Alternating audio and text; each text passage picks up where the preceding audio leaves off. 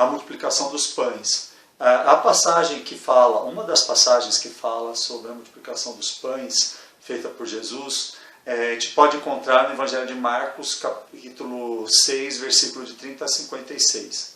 Então, antes da gente comentar um pouco sobre esse milagre, né, seria interessante a gente dar uma passada numa obra básica da codificação espírita, que seria a Gênese.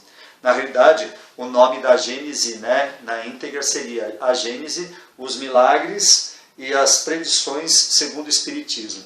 Esse livro ele foi escrito por Kardec e ele tem como objetivo, entre outras coisas, explicar como que se deu a origem do mundo, tentando conciliar as escrituras com a doutrina espírita, tá? E a ciência.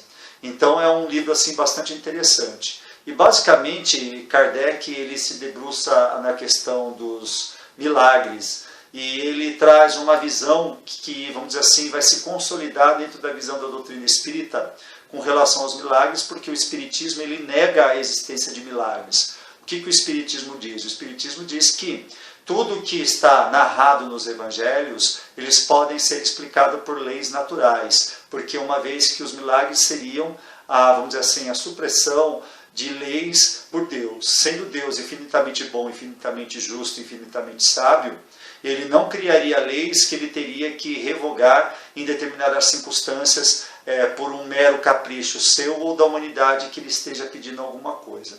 Mas, no entanto, a gente encontra, de fato, no Evangelho uma narrativa onde Jesus ele se vê cercado por um grande número de seguidores e ele com pouca comida, no caso lá 5 pães e 2 peixes, e ele consegue fazer com que esses 5 pães e esses 2 peixes rendam e consiga servir todo mundo que está ali em volta dele. Então, o que nós temos que entender aqui, pelo menos é o que a doutrina espírita interpreta, é que muito provavelmente essa passagem está em sentido figurado, né? Então você poderia estar entendendo que diante daquela multidão que estava ali com fome e chegou a hora de comer e Jesus estava falando, e de acordo com o envolvimento que eles estavam tendo com Jesus falando, eles até se esqueceram da fome deles e eles não comeram. Isso seria uma possibilidade.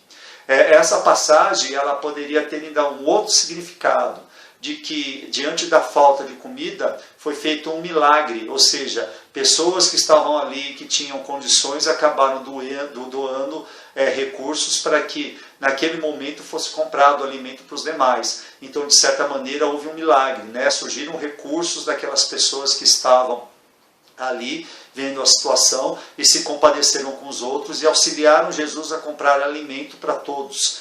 E isso muito provavelmente é uma das hipóteses para a narrativa que está ali, né? Que está em sentido alegórico, está em sentido figurado, tá? Não devemos interpretar, portanto, no sentido literal, pelo menos o Espiritismo ele não enxerga dessa maneira, né? Então, nesse sentido, a gente pode falar de experiências particulares. Por exemplo, recentemente, andando atrás de recursos para cestas básicas, para pessoas que estão com problemas, né, devido à situação econômica do país do coronavírus, depois de eu ter arrecadado, vamos dizer assim, os recursos, no ato da compra, eu estava ali na loja comprando os alimentos, quando uma pessoa encostou e vendo aquilo e perguntou, você está comprando cestas básicas para doação? Daí eu falei, sim, é para doação. Aí a pessoa foi lá e doou uma cesta básica assim, né? Então, quer dizer, os recursos se multiplicaram do nada, como se fosse um verdadeiro milagre. Isso aconteceu comigo na prática, né? Ou ainda, como aconteceu no mês anterior, onde a gente recebeu uma doação inesperada de uma empresa, no caso do polo petroquímico, e nós recebemos 10 cestas básicas assim, de uma hora para outra.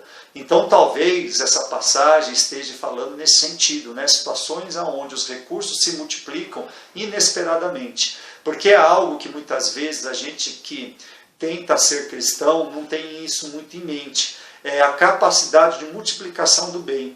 Nós às vezes olhamos o mundo e vemos tanta maldade, a gente pensa, puxa, como que a maldade, como os maus são unidos, né? E eles conseguem fazer com que o mal se espalhe pela terra. E muitas vezes a gente se esquece que nós temos a capacidade de fazer um milagre por meio da união e divisão de recursos e fazer o pão se multiplicar, ou seja, o bem se multiplicar sobre a terra. Então, muito provavelmente, essa passagem ela está dita nesse sentido, porque no sentido, vamos dizer assim, literal, é impossível com que 5 pães se multipliquem para poder alimentar uma multidão, né? Ou muito menos ainda 2 peixes. Então, provavelmente, é nesse sentido que nós temos a passagem, né? Onde Jesus comenta a capacidade de multiplicação do bem, né? Que é realmente um grande milagre no sentido evangélico mesmo da palavra, né? E não no sentido do sobrenatural. E o Espiritismo,